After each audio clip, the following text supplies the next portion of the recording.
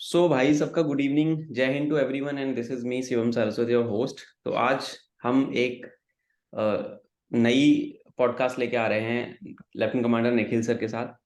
तो we are live now with lieutenant commander Nikhil K Chandrakala sir. तो sir जो हैं हमारे sir is the youngest GTO in the country. He has been a ship commander.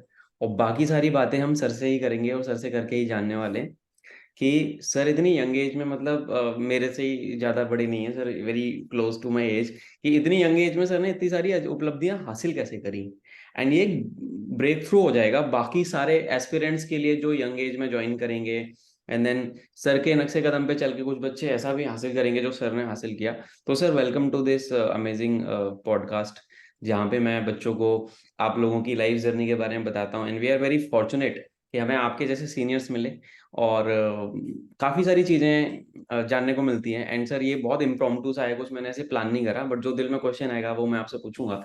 और आप जो भी हैं बच्चों के जो बहुत सारे मिथ्स हैं उससे रिलेटेड भी मेरे को बातें करनी है। तो it is more of a conversation जो दो भाइयों के बीच में हो रहा है। मेरे लिए तो आप वही, मेरे मन में थोड़ा सा डर तो है कि यार मेरे भी कभी जीटीओ हुआ करते थे। बट हाँ, अब वो खौफ थोड़ा सा जा चुका है बिकॉज काफी टाइम हो गया, मैं 19 में गेम में लास्ट एसएसबी। तो उस चीज में भी हम टच करके आएंगे। तो sir welcome to this session. और आप कैसे हो sir?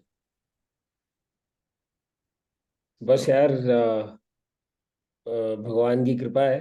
That's it. God's grace, mom's blessings and we are there on the right track. Great sir, great. तो सर मैं सबसे पहला सवाल ये पूछना चाहूंगा कि who is lieutenant commander Nikhil Chandrakala. थोड़ा सा आप अपने बारे में बताओ बच्चों को। वैसे बच्चे जानते हैं, मेजरली पीपल नो बिकॉज हम लोग काफी समय से आपको देख रहे हैं, फॉलो कर रहे हैं। बहुत अच्छा अच्छा कंटेंट आप बनाते हो अराउंड एसएसबी इंटरव्यू। पर्टिकुलरली मेरे को बच्चे मैसेज करते हैं कि भैया हम बड़े एक्साइटेड हैं, सर का पॉडकास्ट आप कब लेके आ रहे हो। तो इसी सीरीज में हमने ये चीजें प्लान की हैं। एंड मैं बच्चों को ये ऐसे और करूंगा कि this is just a first thing that we are doing.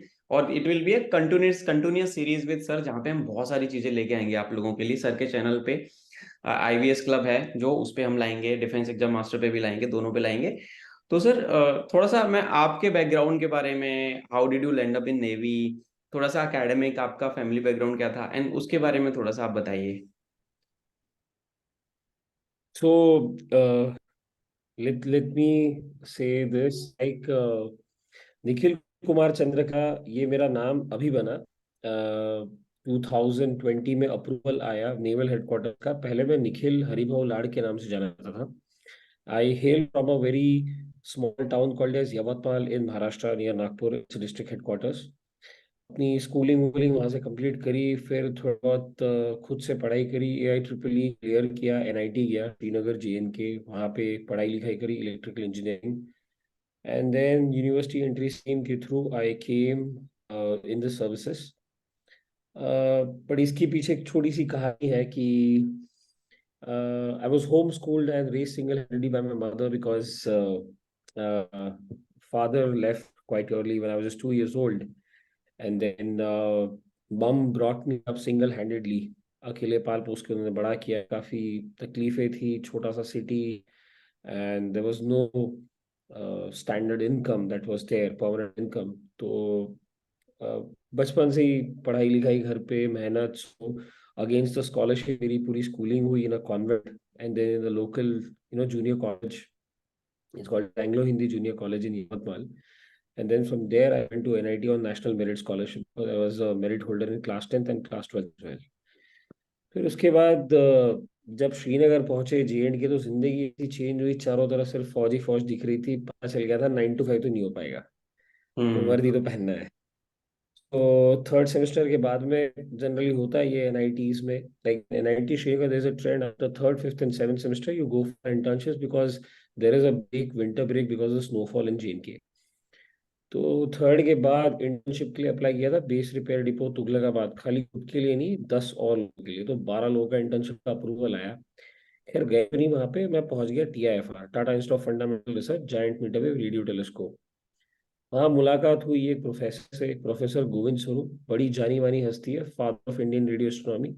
उन्होंने हैंडपिक किया मेरे को, उठाया, बोला कि तू मेरे साथ एक प्रोजेक्ट पे काम करेगा, because I was working as an intern there at DMRT. Third sem के बाद ही I was into servo motor control systems and electrical engineering, deep shit.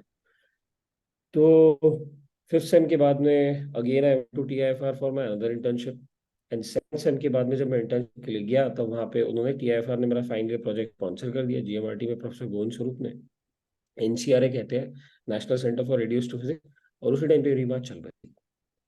Then I was a single man show, no siblings, one man show। फिर खोपड़ी में वही था, माँ अगर वन वुमन आर्मी थी तो बेटा वन मैन आर्मी नहीं बन सकता क्या? हम्म। सेम ही खून है, तो मुझे वही खून दौड़ रहा है। तो फिर वहां से मैंने छुट्टी ली थोड़ी इंटर्नशिप के टाइम पे, because I was just finishing my final year project. और मैं गया SSB देने के लिए, erstwhile naval selection board Coimbatore. और मैं रिकमेंड हो गया।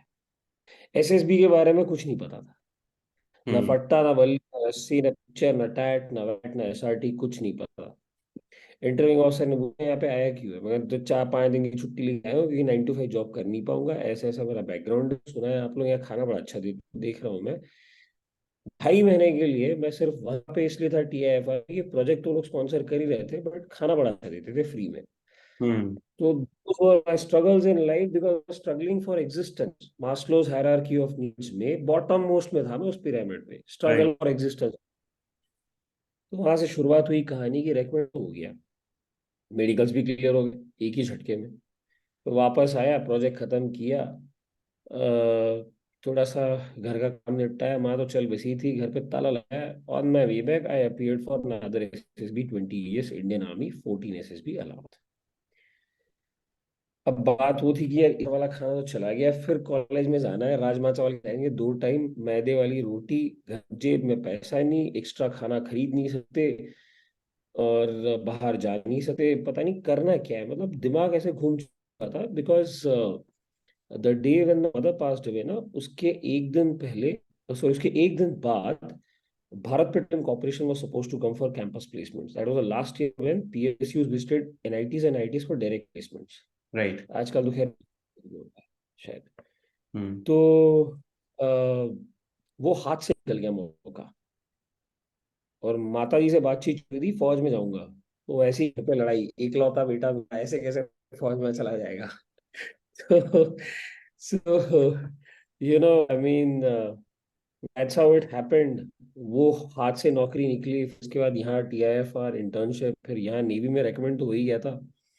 फिर I had one more SSB का कॉल, बिकॉज का यूनिवर्सिटी एंट्री स्कीम के लिए एक प्री इंटरव्यू होता था पहले। You go to some of the units, और DMPR या हेडक्वार्टर से ऑफिसर्स कहीं किसी एक यूनिवर्सिटी में चले जाते थे, और आसपास की यूनिवर्सिटीज में से बच्चों को वहां बुला लेते थे।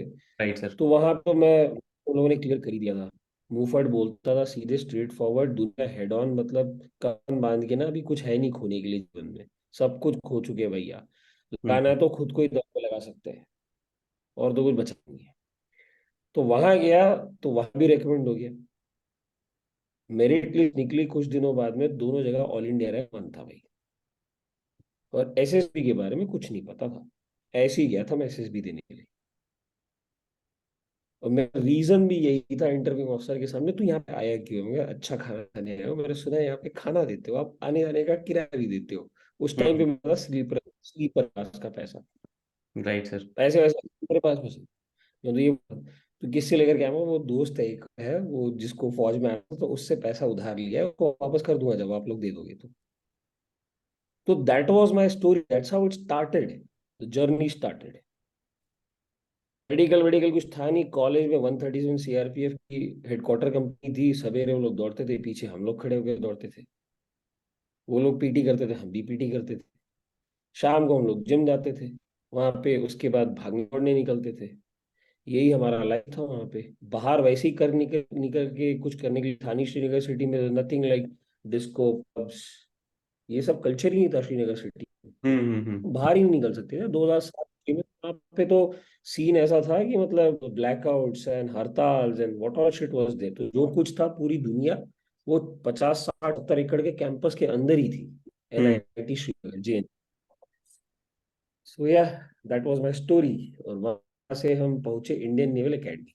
वो अक्कड़ बक्कड़ बम्बे बोल 80-90 पूरे 100 चल रहा था मेरे जीवन में, दोनों JS ने कॉल किया, भाई ज्वाइनिंग इंस्ट्रक्शन IMA का भी है, INA का भी है, भेजना कहाँ है और किधर भेजना है? तो मैंने कहा सर, आप IMA वाला घर भेज दो, INA वाले का फोटो खींच के मेल कर दो, क्योंकि मैं जा रहा हूँ इंडियन नेवल एकेडमी। और मेरे जो एसएसबी में जो मेरे साथ रिकमेंड हुए थे, जो मेरे दोस्त आज तक है, हम्म। एक पायलट है, कोई एसजी में था, कोई यहाँ कोई वहां, पता नहीं क्या क्या उन लोगों ने मचाया है, कोई हेलीकॉप्टर पायलट है, they have done extremely well in their careers. वो आखिरी दिन तक ये बोलते गए, आए ने मत जा, आए में आ जा,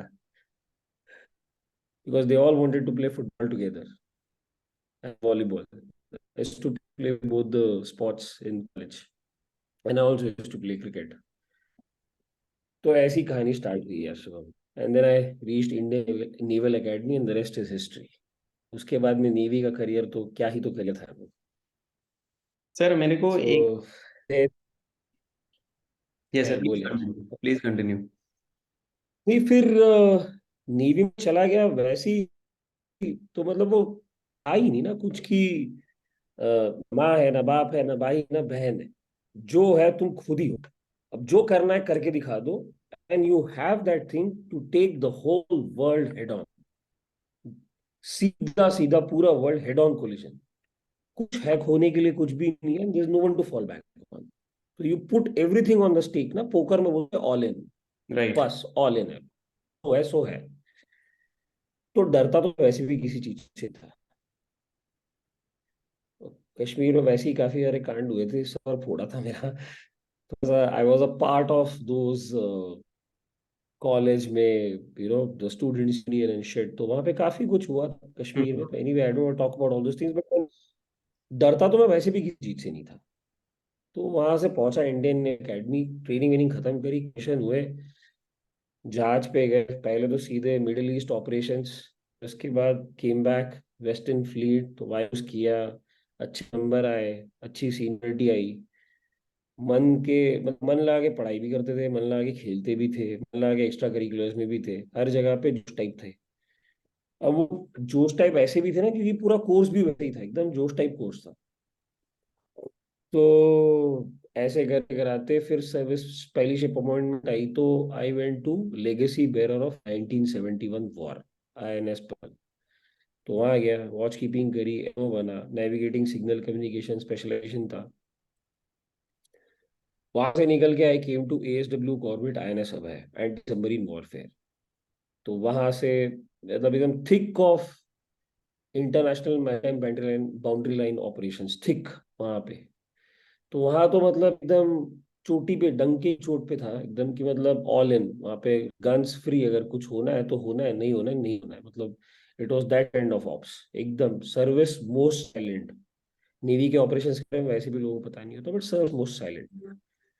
तो अच्छा खासा चल रहा था। उसके बाद वो टेन्योर खत्म हुआ, शिप रिफिट साइकिल में गया, रिफिट शिप पे ऑपरेशंस के मतलब एग्जीक्यूटिव ब्रांच ऑफिसर्स होती नहीं, वहां से डाल लोगे, तो उन्हें तो ऑप्स में जाना है। वहां से I got handpicked because of my previous service records that I had done fairly well, navy thought कि अच्छा है।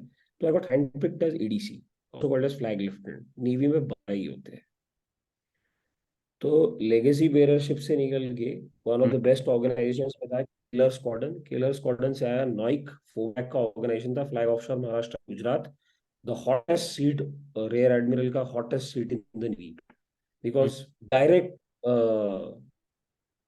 pairing with the, with our favorite neighbor, right? So it is the hottest seat in the Navy. I mean, people who have sat on that chair went on to become chief of the Navy also. Admiral Sunil Lamba, for that matter. Right sir. So I was his flag lieutenant. I was ADC। 12 ही होते पूरी Navy में, उस time पे 12 होते थे। अब अगर एक कोई एक्स्ट्रा फ्लैग ऑफिसर बन गया है तो उसका कोई होगा। हम्म। तो वो लीग है, दैट वाज द लीग। एक बार तुम एडीसी बन गया, फ्लैग लेफ्टिनेंट बन गया, then you are in the league, तुम वहां पे आ गए। तो वो टेन्योर ने जिंदगी को ऐसे चेंज किया मेरे, वाज लाइक कि customs, fisheries, Indian coast guard, ONGC, flag officer offshore defence advisory group, Maharashtra state government, Gujarat. So all these entire different things on one theater of operations with our favorite neighbor. Direct जो ops का exposure होता है ना, जो hottest operations है, तो वहां पे वो एक्सपोजर मिला विद द बॉस। तो वहां से मैं निकला and this sent me to this immediate support vessels, ISV. तो आईएसपीज का क्या है, they are pickets, they are glass reinforced plastic के बने होते हैं, GRP fast attack craft, 25-30 knot की स्पीड पे जाते हैं, फास्ट इंसर्शन, फास्ट एक्सट्रैक्शन, सीधा सीधा काउंटर स्ट्राइक है, खून खराबा, and hmm then you come out of it. And if some shit happens, if shit were to hit roof, the entire Western Naval Command is sitting behind. इन्हें पता है कि youngster सामने है, तो ये एक different kind of special operation है, सीधा सीधा काउंटर स्ट्राइक है, तो गन्स आर ऑलवेज फ्री। तो वो बोलते हैं ना, अभी में बोलते हैं स्पेशल ऑप्स में, आरआर में, या बंदे में छेद करना है ना, सामने बंदे में छेद करना है। नेवी में बोलते हैं ना, जहाज में छेद करना है, एक राइट। बस बड़ा सा छेद करना है, सबको डूबना है। तो अब ये तीन squadron, 81st, 82nd, 83rd ISV squadron, immediate support vessels, तो I was squadron commander 81st, and there were two more squadron commanders, but then I was a senior most squadron commander, so I was senior officer ISV's best, 17 जहाज, 16 officers, 102 men under my command, operational authority. So I had one of the most challenging tenure in my life, or rather I was exposed to highest levels of astute military leadership. And वहां पे ऐसा था that you were always on toes, hmm on the call, just to motor in 10 minutes, everybody regroup out, thak thak thak thak thak thak. And those operations are like, you're operating with subs, you're operating with divers, you're operating with special forces, helicopters in air, OSVs, offshore defense advisory group. So then I was featured in one of the documentaries shot by India Today group also, because I wanted to understand who are these seahorses of the Navy, guardians of the black gold of the country, because the entire focus shifted on defending the oil field exploration area after 2011. वो focus shift हो गया था, and ये responsibility navy के charter में आई, because navy did, ये हम लोग कर सकते हैं, because we have the manpower, we have the training, we have the skill set to do that. तो लाइक ओके फाइन, ओएनजीसी, ये प्रोटेक्शन जो है ऑयल फील्ड एक्सप्लोरेशन एरिया का, this charter will go on, go you know on the charter of the navy, and you need youngsters. तो वहां जो commanding officer, वहां officers आते हैं, they are the best of the best and finest lot in the navy, because it's one man show there. Sida Sida straightforward one man show. There's no other officer to fall back on. And you always rely on yourself. It's the man behind the machine, man behind the wheel. आंखें तुम्हारी दिमाग से क्या बात कर रही है, right सामने देख करके है। Eye ball navigation, eye ball operations, eye ball everything is here. तो वो इंस्टिंक्टिव लेवल रिस्पॉन्स मैकेनिज्म में चला जाता है इंसान, because that's the highest level of human efficiency. वो टक करके बाहर निकला, यहाँ कुछ प्रॉब्लम है, यहाँ मोर टक, गन्स फ्री एम, हैंड्स टू एक्शन स्टेशन, वो ऐसे दिमाग वहां पे चलता है, ठक ठक ठक ठक ठक ठक ठक। तो ये किया वहां पे, 19 months in command, road standard operating procedures for tackling asymmetric threats in hydrocarbon environment. तो उसका एक एसओपी बना के दिया नेवी को, बहुत तगड़े ऑपरेशन चले। फिर वहां से सी सर्विस खत्म हुई जीवन की, फिर उन्होंने हैंड पिक किया उठा के, तू जाएगा जीटीओ कोर्स के लिए। तो मेरे को एक चांस दिया कि तू करके देख एक बार, because you have commanded 16 officers and 102 men I had commanded. Hmm तो नेवल हेडक्वार्टर्स ने बोला कि एक बार तू जीटीओ कोर्स करके देख, इफ यू लाइक इट, तो डीओपी में ने ठीक है, फिर then we can figure it out कि like what can be the next assignment. तो मैं गया कोर्स करने के लिए, डीओपी से मिला, and defence institute of psychological, they position me there, theory लेक किया, और अव्वल दर्जे से पास हो गया, क्योंकि प्यार हो गया था मेरे को वो assessment, human psychology, that assessment, that became my liking. And after that, when I went for practical leg, तो मतलब विधि का विधान तो वो देख कैसे उठाया ना, जहां से मैं रेकमेंड हुआ, जहां से मैंने अपना करियर स्टार्ट किया था, नेवल सिलेक्शन बोर्ड कोयम्बतूर, मैं वहीं पे गया जीटीओ करने के लिए। राइट। तो there I became group testing officer, और वहां से जब मैं निकला तो फ्लाइंग क्लास के साथ पास आउट हुआ। So then he said, you will go to SSB Kolkata for commissioning crew, understanding of human psychology. understanding of those small things that you look for in young officers, or in these students and aspirants who want to join armed forces in the officer cadre. तो वो young officers था ना, वो पूरी जिंदगी तो होता क्या है ना शिवम कि आ, हम लोग अपना करियर स्टार्ट करते ही शुरुआत एसएसबी से होती है, that you are being assessed on officer like qualities, you are appearing for a board, it's not SSB interview, you are appearing for a board, right psychological psychometric assessment board की। पूरी जिंदगी फौज में you will be appearing for boards, and the assessment that happens every year which takes care of your next assignment ki अगले appointment में कहाँ जाओगे, अगले appointment में कहाँ जाओगे, that annual confidential reports you are judged adjudged on those officer like qualities. तो वो तो मैं ऑलरेडी कर रहा था यार 16 ऑफिसर्स के लिए। राइट वहां से उठा के उन्होंने मुझे वहां फेंका, एंड फिर वहां से उठा के I did whatever I had to do. मैंने जिंदगी में ना जहां पे भी कुछ भी डाला है ना, यहाँ पे कदम रखना है तो वहां पे 100% डालना है, 99.99 भी नहीं, it has to be all in poker, all in, या तो है या तो नहीं है, नहीं तो करना ही नहीं। राइट तो फिर उसके बाद कंप्यूटर गुरु एसएसबी कोलकाता, वहां पे I was the project director was actually a senior GTO, but then I was the first GTO to be posted there under him, and then वहां पे पूरा GTO ground the end, because I was the head of logistics also there. I was looking after the procurement. I was looking after the turnkey projects. 27 turnkey projects करके एक raw patch को एक fully functional level base में बनाया, और फिर वहां से बाहर निकला कमीशन करके। फर्स्ट एवर बैच का first ever team of GTO में था मैं, 27 to 31 अक्टूबर 2018 को फर्स्ट बैच कंडक्ट हुई वहां पे, and I was the GTO there. वहां से निकल के I came to 12 SSB Bangalore, India का first selection centre, established 1 April 1949। अपने करियर में 12 से ज्यादा बच्चे देख चुका हूँ, of any entry, Indian army, Indian navy, all entries.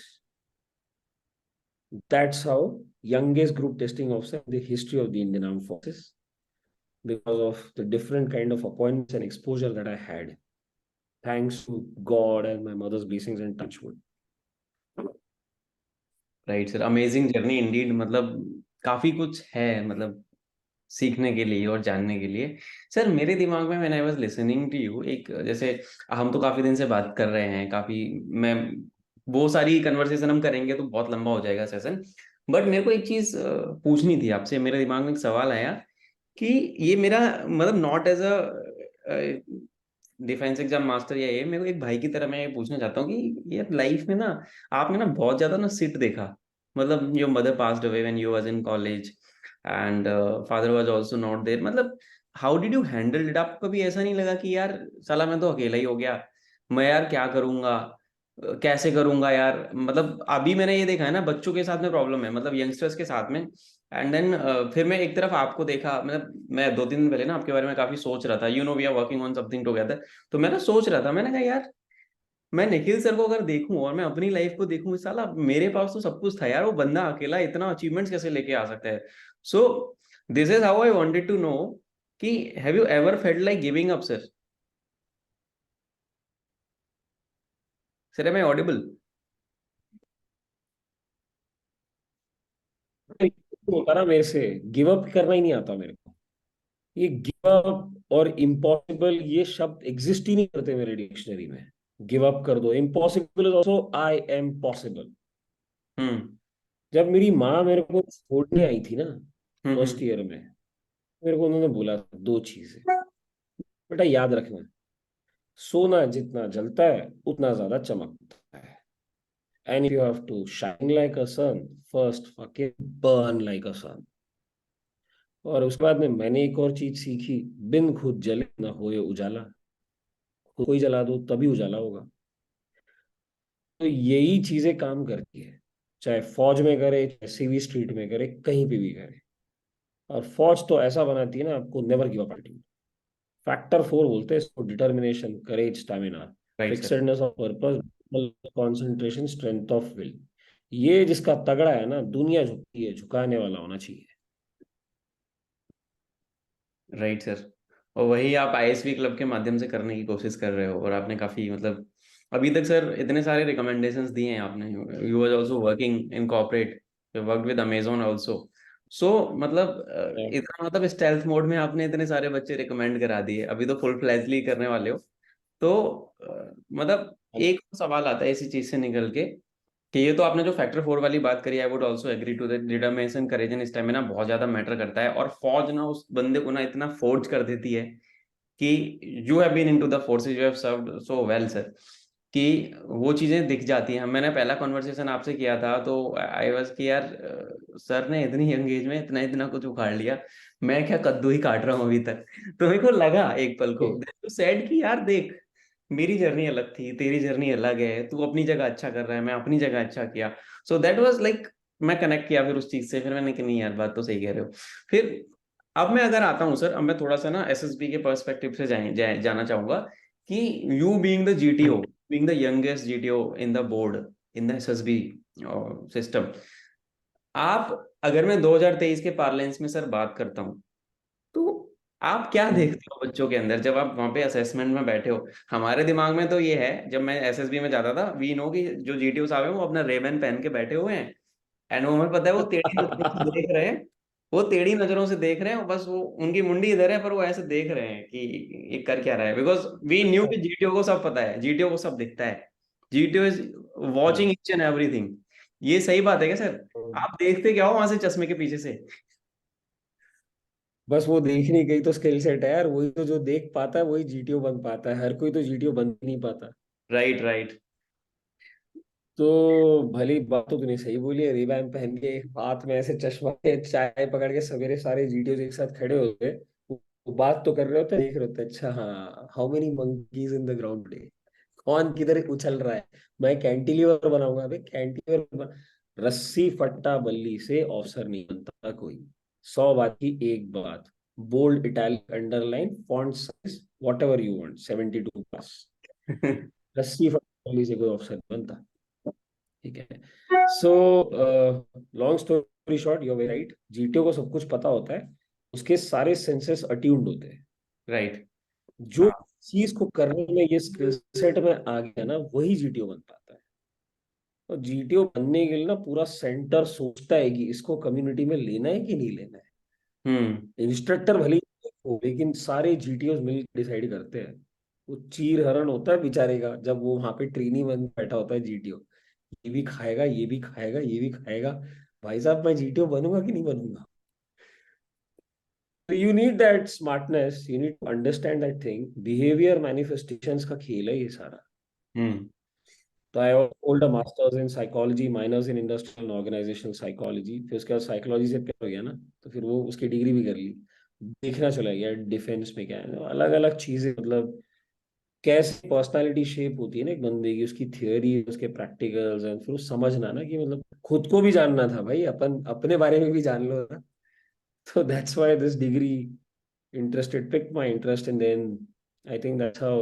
But you're very right that key GTOs are attuned to whatsoever is happening in the GTO ground. उन्हें सब पता होता है। अटेंटिवनेस वो बहुत कड़क होता है उनका, एंड मल्टीपल लोग को एक साथ देखना, practical application of it's called as gestalt psychology. Hmm. तो वो गेस्टाल्ट का जो वो लगाना प्रैक्टिकल एप्लीकेशन ग्राउंड पे, इट नीड्स दैट स्किल्स। वो बिना उसके no the assessment is incomplete, and without that you can't become a GTO. Right sir. तो वो वाली बात आई थिंक वो सटीक बैठती है कि जीटीओ को काले चश्मे के बीच से, रेवेन से सब दिखता है, सब दिखता है, बचने का कोई रास्ता नहीं है। कोई रास्ता नहीं, आंख से भी दिखता है, कान से भी सब सुनाई आता है, अच्छा ये चेस्ट नंबर 3 बोला, अच्छा ये चेस्ट नंबर 2 बोला, अच्छा हाँ ठीक है मुझे पता, चेस्ट नंबर 10 बक बक कर रहा है।